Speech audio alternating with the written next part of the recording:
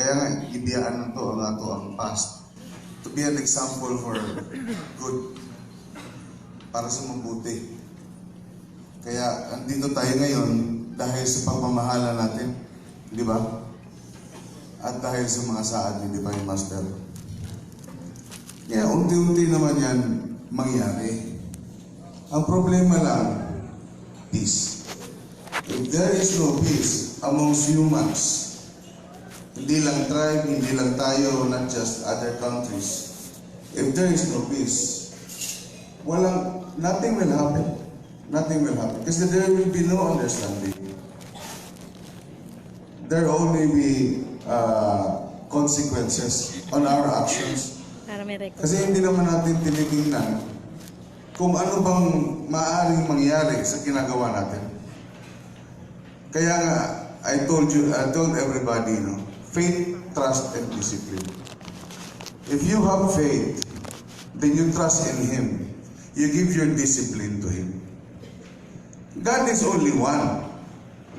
Isa lang yung God. Marami lang. There's different of names. But there is only one God. There's only one Creator. And that's the Holy Spirit. Walang pangalan yung God. God doesn't have a name. Kung ilagay natin sa konsepto. Because only humans give humans names. Ang Panginoon natin, mga kaigsunan ko, is a spirit. Is a Holy Spirit. No? It can be good and it can be bad. Because it is the balance. Balance of the spiritual world, material world. Balance of everything. It's yin and yang. See? It should be equal. So that's why, ngayon, we're very materialistic right now.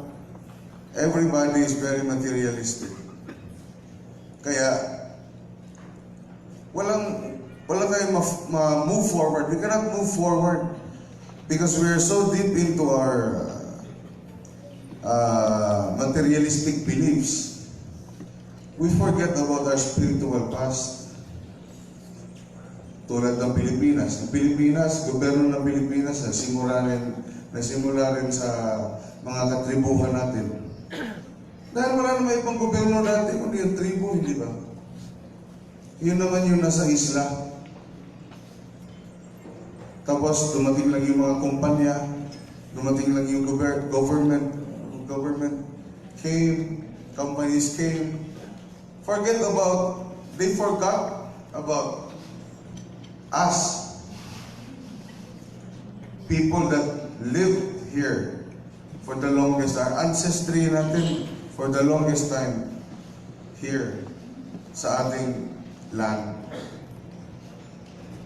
Lahat naman tayo tribo eh. Pero hindi tayo tribo ng Pilipinas. We're a tribe of the world. Now, kung hindi tayo makibahagi, we will not give them the examples of how to be a good example. No? Hindi naman how to be kasi there's no standard to it. All you have to do is share, love, and care. Diba? And if you do these things, everything will fall into place. Because graces will come. If you think positive, attract positive things, then positive things will come to you, right? And then if you also always think negative things, negative things will come to you. Like ngayon, the news, the media, like that, everybody. There's always negative things that's shown to the people. So negative things attract negative things also. So how to be positive?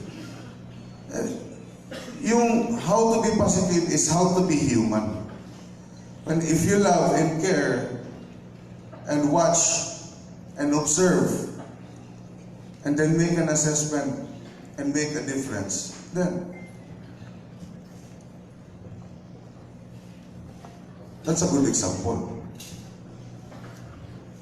Okay, if we just wait and then we just wait for somebody that will come to us and help us, we should help ourselves first. Okay, paano man natin magawa yung gusto natin gawin if we don't move ourselves away from the sea. Just trying to put this in a very a different context. Kasi different man tayo. Kailangan talaga ng pagkakaisa. Pag walang pagkakaisa, wala talaga mangyari. Kaya tayo, di aman ta karon tungod sa ito paghiusahay, tungod kay gusto nato na makatarong ato ang kinakugmaon, di ba? Di ba? Yes. Di ata diri kay para gusto nato matarong ato kaugmaon, di ba? Pero asa man na magsugod tanan? Sa atong kagalingon. Di ba? Kung una-una na nato ang gusto magbago, pero kita mismo, atong kagalingon dili. Una-una na ito. Why may ito po yun, di ba? Kaya nga lang nato ang atong pisikal mong liho. Magtanong na, para pila ka bulan natay anihon. Pasensyahin ninyo puro pasumbingay niya akong istorya. Kay dagan kayo musulod sa kong una-una, pero dili na ako makalculate. Muna sa sabol akong istorya sa inyo, ha? Listen, mong lagi na taghan sabak ng mga espirituhan, dagan sila gusto i-istorya. Pero usara ko, dili man ako magdoble ang akong istorya. Oo. Mga nang result ko, sa posisyon ako, as a peace ambassador, you, my people, are a reflection of me. If you do not do good, ibig sabihin, I am not doing good as your leader. Now, what I want us to do is to promote love and peace. Kung meron man nag-away sa inyo, tanungin nyo sila, why are you mad at me? For what reason? Ask them. And then, can we make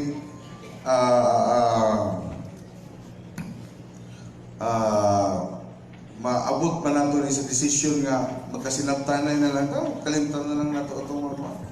You ask your fellow Romanians that mag-isala ninyo. Pasaylo ako, ha? Kaya, timanin ninyo, ang sugod sa pagpasaylo ay acceptance.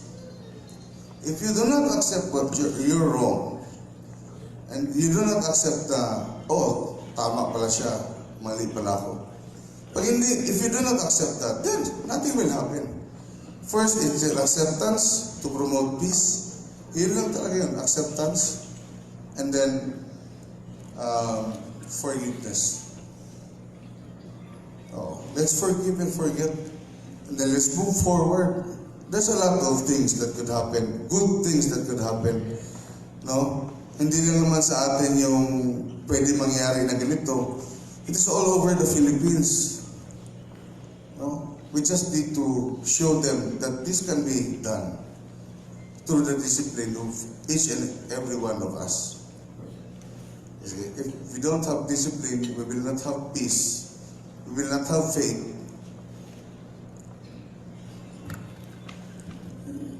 Nothing will happen to us. We'll just be walkers in the earth.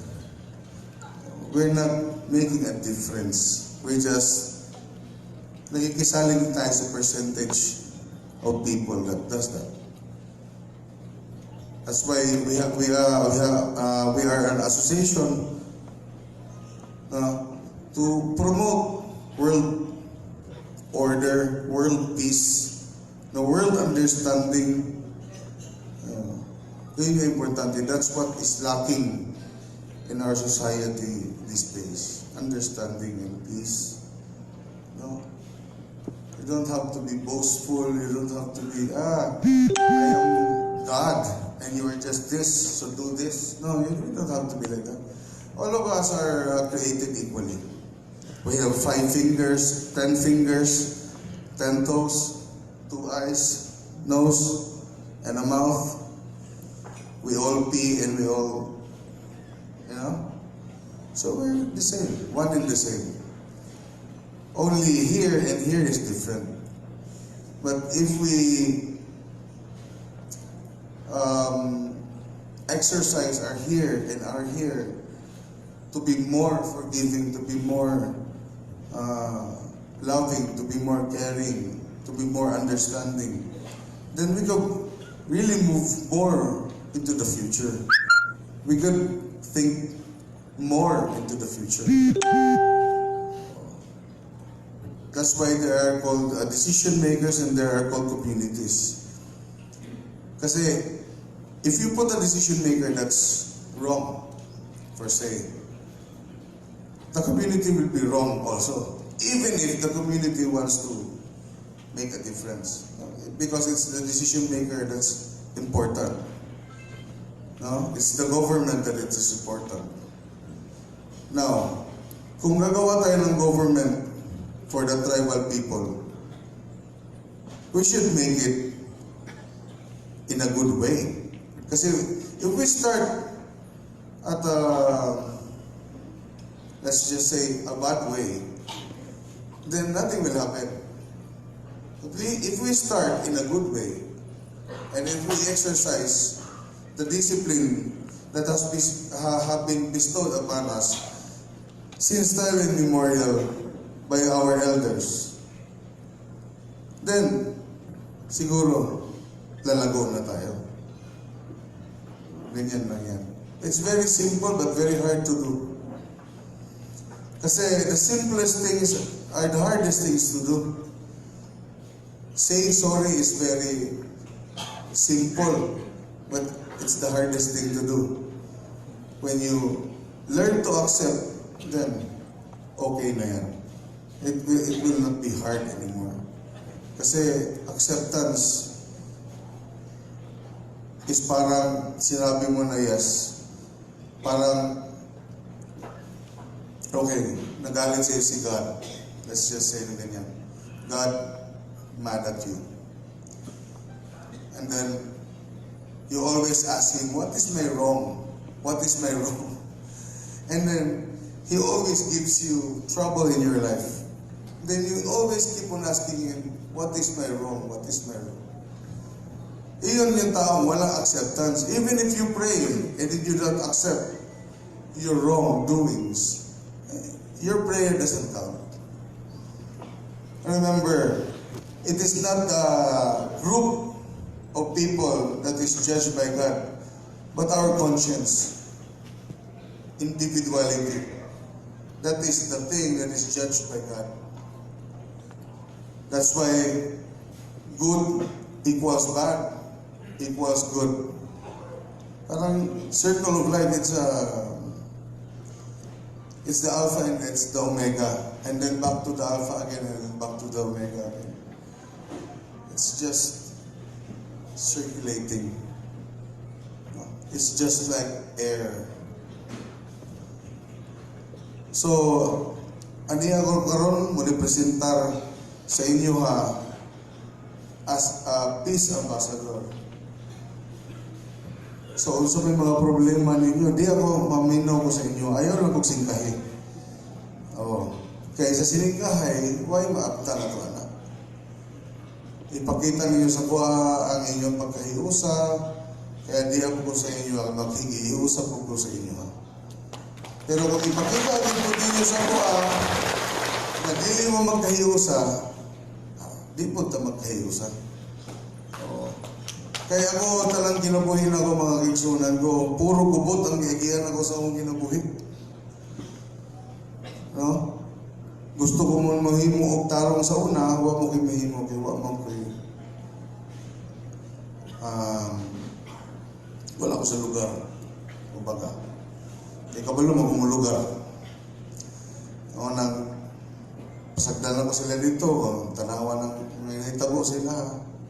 Kita, di ako tagdali mga tinamay-tamay na mga tao, pero mao pa nihinuon may swerte tanan sa tanan.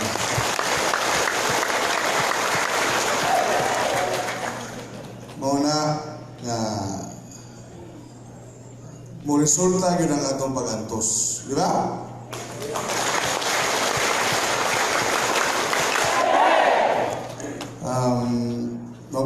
Mabuhay atong mga tribo nga diha karon diri. Daghang kay salamat nga Ninganigid mo kay dili na ni para sa diri. Para mangunigid sa inyo. Para mangunigid sa inyo. O nang ipakita na to sa kalibutan na kaya ta magkahiyo sa mga kaigsunan. No?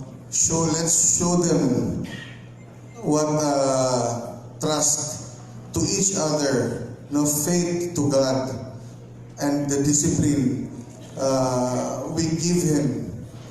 No, let's show them na if we do this, we will live in a much more simpler and happier life, longer life. Di na siguro ko magtaas pa yung istorya. Kutob na lang po ko diri o dagan kayong salamat ug maayong hapon natin.